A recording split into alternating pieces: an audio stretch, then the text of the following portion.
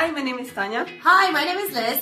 And welcome to another support video from BooksGoSocial. Today we're going to talk about the most important factors when presenting your book on Amazon.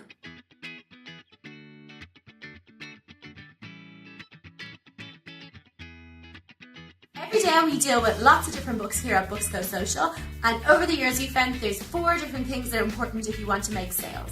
Yes, those are your book cover, your book description, your Kindle price, and your book reviews.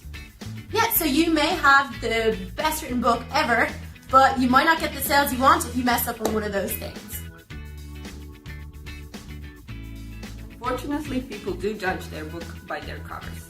So if you're shopping online or in the bookshop, the cover will be the first thing to attract your attention. And if you don't like the cover, you most likely won't even take the book and check what it's about.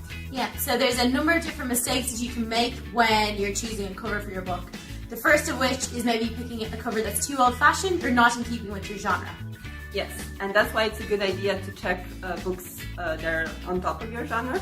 So for example, if you're writing mysteries and thriller, check on Amazon which books are in top 10 or in top 20, and it will give you a good indication on what readers are currently reading and what type of books they like.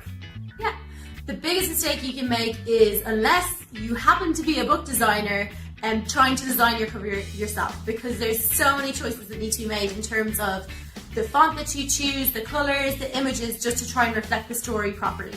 Yes, and it might be pricey, but it's definitely worth it because your book cover will influence your sales in long term. Your book description is the next thing a potential reader is going to see.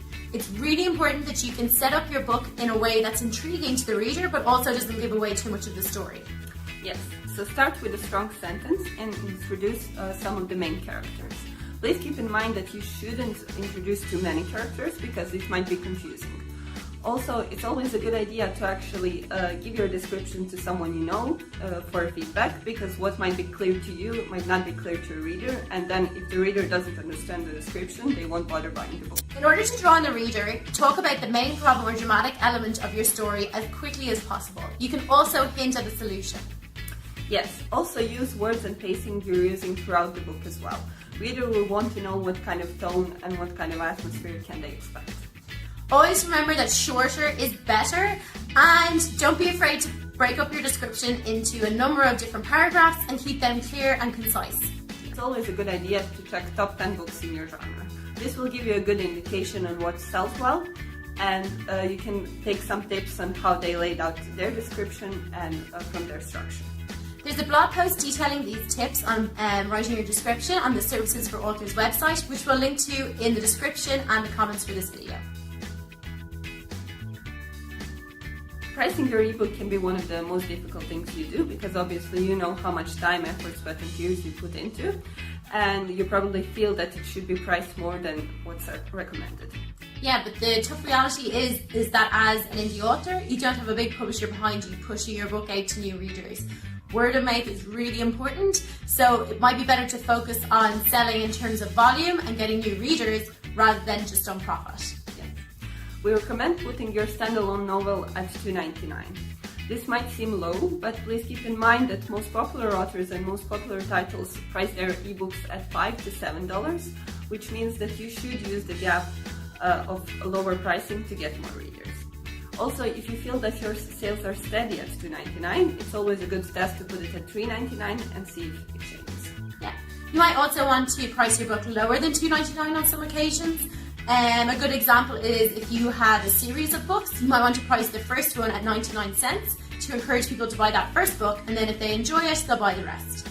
Yes. Also, if you're launching or relaunching your book, it's a good idea to put your book at 99 cents for a few days.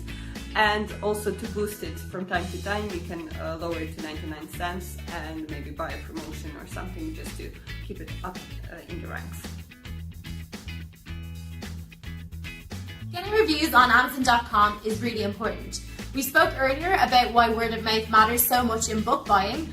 I'm sure we can all think of a time when a friend recommended a book and then we went out and bought it. So think about those reviews on Amazon.com as that word of mouth at the point of purchase. Yes, and also readers are very unlikely to actually purchase a book from an indie author they don't know and a book that doesn't have any reviews. They just don't know if the book is any good or not, so it's too big of a risk. Even if you have only 3 reviews, it will significantly help your sales. Yes, that's why we always push people to try and get as many reviews as they can. It's why we set up our Facebook review group to help people try and reach out to other authors to get reviews from each other. And it's why we offer services such as NetGalley. Yes, and also if somebody will write a review for you, please encourage them to leave it on Amazon.com rather than Amazon Australia, Canada or UK. Yeah, if they're writing it on Amazon.com, it's more likely to reach a greater international audience, and crucially, you're reaching that North American audience, which is made up of millions of ebook buyers. As always, thanks for listening. If you have any questions or comments about the video, please get in touch. You can do that either in the comments below, or you can email us at admin@BooksGoSocial.com. Till next time. Bye!